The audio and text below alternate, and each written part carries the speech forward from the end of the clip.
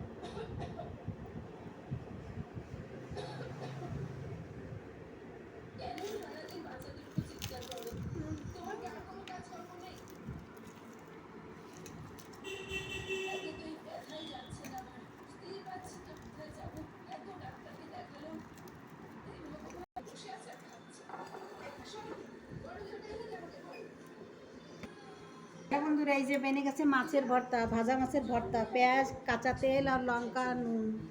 খেতে খুব টেস্টি লাগে। এমনি বানিয়ে খেয়ে দেখবেন, খুব ভালো লাগে। যদি ভালো লাগে তো একটা লাইক করবেন। আমি সত্যিই জানতাম না যে এটা আপনার।